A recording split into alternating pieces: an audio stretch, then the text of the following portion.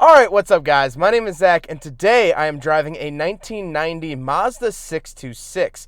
Up front is a 2.2 liter inline 4, and down below is a 5-speed manual transmission. This video is sponsored by CarMarshal.com. If you'd like to support the channel, click the link down in the description below. CarMarshal.com advertises for over 100,000 vehicles across the US. But let's get back to that 2.2 liter inline 4. Well, it is an F-Series engine, if that means anything to you. And I actually disassembled one of these on the channel a long time ago. These are the same motors that they put in the Mazda B2200 pickup trucks, of which I have a review of one of those. But it is an inline 4. It makes whatever I find online, I'll put up on the screen. And here's what the fuel consumption was for 1990. Which isn't bad. It's a little 2.2 liter. This is way before the time of turbocharging and things like that. And so it's a respectable, plucky little engine. Now, like I said, paired to it is a 5-speed manual transmission. This is the part that I absolutely love. The shifter actually feels pretty good. It is a decently tall shifter because the center console sits so low. But besides that, I like the feel of it. It feels good. The clutch is going on this particular car. But besides that, it does feel very, very solid. This is a very low mileage example of the 626, which is why I absolutely had to jump on this car to film, because it's such a low mileage example.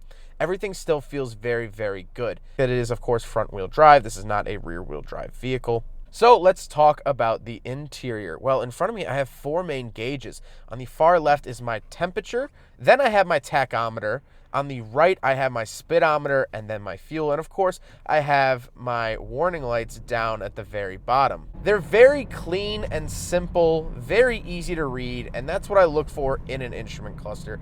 I really like 90s instrument clusters because they were very basic, very easy to read, easy to see, and there's no guesswork. You know, they didn't try to wow you with them. They just look solid, they look good, and that's all I can really ask for.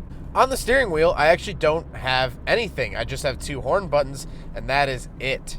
But I like the look of the steering wheel. Very 90s, very dated at this point, but I like the overall look of it.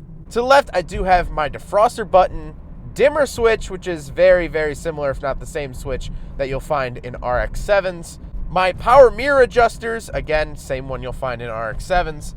And then I do have 4 window switches on the door. We do have power windows, which is very, very nice for 1990. I mean, really, you have to kind of think of this car was conceived in the 80s. So for an 80s sedan, let alone a Mazda, all power windows, that's a nice feature. And they all do say pull up on them, which I find kind of funny. In the center, I do have a digital clock. Again, very, very nice feature. I like that a lot. And I have 2 fans. Normally I breeze over fans, but this car, the 626, actually has oscillating fans. They actually move back and forth and side to side when in use. This is really, really cool, and I've actually never seen it in a USDM car. I've only ever seen this in a Toyota Crown, which was only sold over in Japan. So that was a very, very rare feature to have here in the US, and I really, really like that. It looks cool. Both of them in this car work, which is absolutely awesome. And I think that's just the coolest 90s little gimmicky thing besides the seat belts, and we'll talk about that in a second. Down below the oscillating fans, we do have heating and air conditioning, fan controls, where you want to send the heat and cooling. Very, very basic here. Nothing really interesting, but laid out very nice, very clean and simple. Then I do have the original radio with a cassette player, AM, FM radio scan. I know it's the rewind button, but at the same time, Mazda was just about to start producing the 13B REW in the RX-7, so that's kind of neat. And then we do have a little cubby hole, which is nice, and the shifter. Like I said, the shifter is tall. It is a very, very tall shifter, but I like it. Then we just have the handbrake. Now we gotta talk about the seats. The seats are comfortable. They're very 90s looking.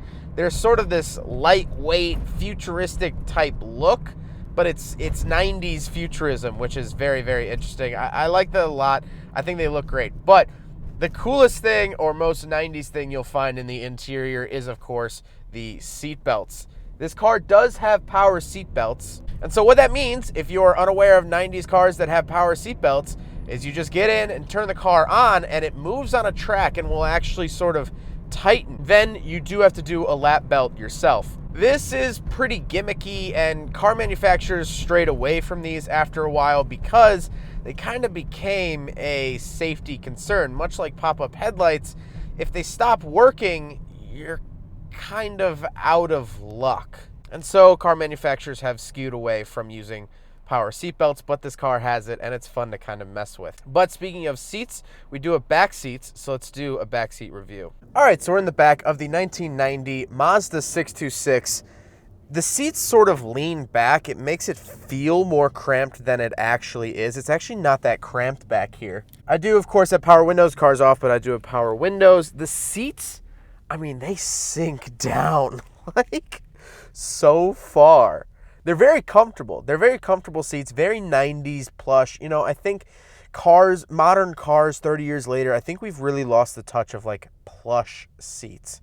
It's all about leather and Alcantara and high bolsters. This is 90s plush. This is what you feel in a lot of JDM cars, a lot of imported cars from the 90s that we didn't get. All of this really feels like a JDM car, like a car we weren't supposed to get. It feels too nice for the US. But it's not. This was a US spec model. This was sent here, only sold here. And so I do have a little center console, no cup holders, but I mean, look, that's just a foam brick. Down here, I have an ashtray, but I don't have cup holders. Very Japanese in the 90s. You gotta have a place for your cigarettes, but if you want to drink anything, you know, get bent. One nice thing, I will mention the sunroof, is that it does have a power sunroof. Again, for the 90s, late 80s, that's a very nice feature to have. Now we got to talk about the looks. Again, this car is very low mileage, which is why I wanted to drive it, and it looks great. I mean, there's some scuffing on the back bumper, but besides that, this is a time capsule.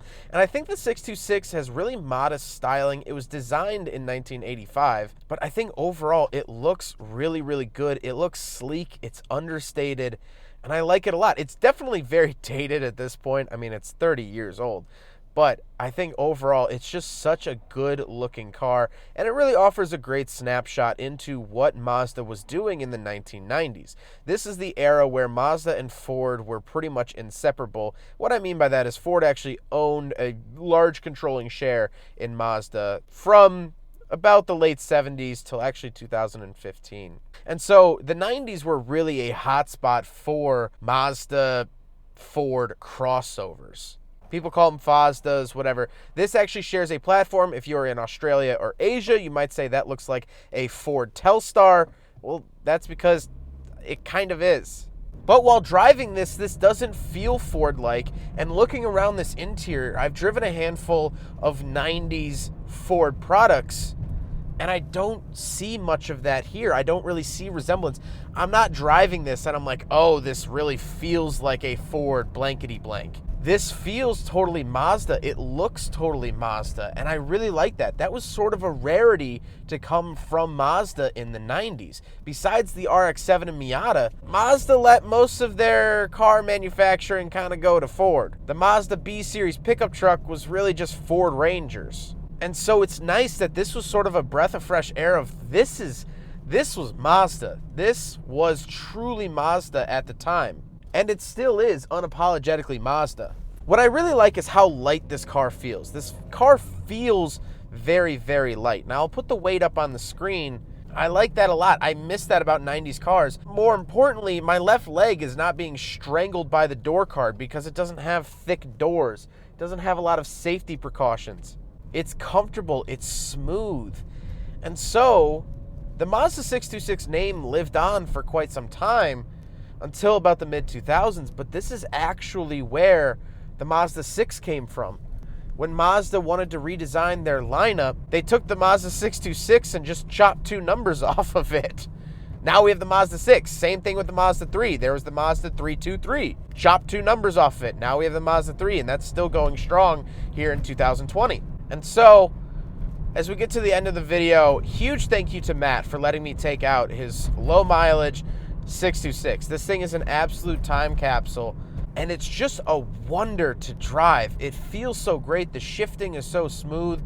It's very comfortable, but I think overall it's just such a great driving experience, and I think a driving experience that is lacking today. I love the new Mazda 6, The 2020 Mazda 6 is a great cruising car. It's very comfortable, but it doesn't offer the sort of driving feel that this does. The manual transmission has been absent from the Mazda 6 for way too long, in my opinion.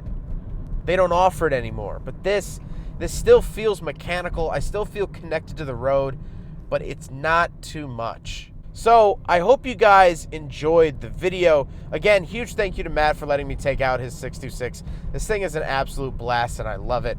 But I hope you guys enjoyed the video. Don't forget to rate the video, comment on the video, and subscribe if you really liked it. Take care, guys. There goes a sight from my soul.